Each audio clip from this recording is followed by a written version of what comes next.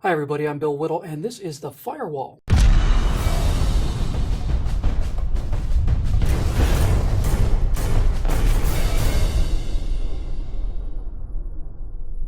You know how it is on Facebook. Every now and then, a friend pops up who you haven't seen in a long time. I had one of those friend pops just the other day, and so I went to her page to see how she's doing, and it's just fine and nothing new. But she did have one of those interminable political pictures, though, and while I've seen a few that were really dumb, this one was in fact in line for the prize. And I about let it go, because otherwise you'll go mad, when I realized it was a share from a Facebook page called Being Liberal, which has over 1 million followers. So here's what Being Liberal proudly posted as a nugget of liberal political wisdom.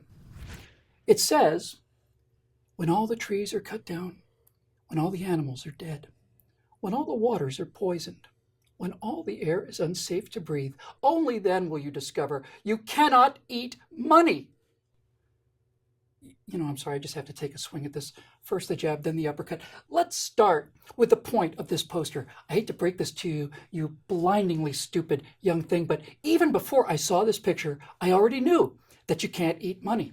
I learned this not through a program of nonviolent resistance to the corporate death machine, but rather through trial and error at age 2. By the time I was 2, I had experimentally determined that you cannot, in fact, eat money, and thus was prepared to delve deeper into economics. But I am glad to see that you have achieved mastery of the fundamental concept. If you keep at it, you may discover at age 85 or so at this rate, that while you cannot eat money, you can use money to buy food. Now that money could be pretty seashells or shiny pebbles, gold, paper, binary digits, or cigarettes, but as long as there's money, it is useful in order to buy food in a way that not having money is not useful. I'll note in passing that not only are the trees not being cut down, but there are in fact more forest areas in the United States today than there were 100 years ago. In fact, there may be more today than before the Europeans arrived in the first place.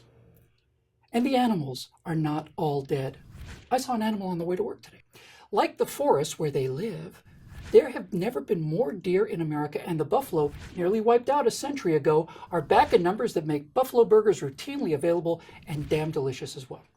The waters are not poisoned. They used to be. The Cuyahoga River caught fire at least 13 times between 1868 and 1969, but the last time that happened was 45 years ago. It and the rest of the nation's waterways are far cleaner today. You'd have an excellent point with that sign if you were, your own grandmother. Likewise for the air. All those belching smokestacks, it's all very 20th century. The air is much cleaner here in America than it used to be. It's cleaner in all the places where we value money. Capitalist countries, Leftist countries, the kind of place that you people like so much, are indeed filthy. China's air pollution is so bad that it makes up 1/3 of the air pollution in San Francisco. But that's because the left values the state over the individual, and the Chinese state wants the money from a manufacturing economy, and the Chinese individual, as usual for the last 5,000 years, can just go pound sand. Now, to the bigger point, namely, you people over at Being Liberal, and all the rest of you who call yourself liberals, are not liberals. This isn't liberalism. This isn't even leftism. It's infantileISM. It's the philosophy of children, because that's what you are. I know you feel very brave holding up that sign, speaking truth to power. You have no right to feel brave, because the risk of anything happening to you with that sign here in America is. Now, on the other hand, you see this guy? That is an individual risking his life to fight the armies of socialism. He's a hero, and you're not. That took courage. What you're doing doesn't take any courage at all. Like everyone else on the left, you want something, in this case, moral superiority, but you don't want to pay for it, so you just take it. See how easy it is? You people who call yourself liberals are not liberals. None of you are. You know who is a liberal? This guy. He's a liberal. We're going to use the image of this dead white male to represent the other dead white males who were, in fact, actual liberals. They were called liberals because they believed in liberty, which meant and still means simply the freedom to be left alone. The man on the right wanted people to be left alone. He believed in private property, strict limits on the power of government, freedom of speech, private ownership of weapons, and was the founder of the Democratic Party. The woman on the left wants the government to take care of her health care, birth control, housing, food, and transportation. She's a collectivist who hates private property, wants to expand the government into every aspect, not just her life, but yours as well.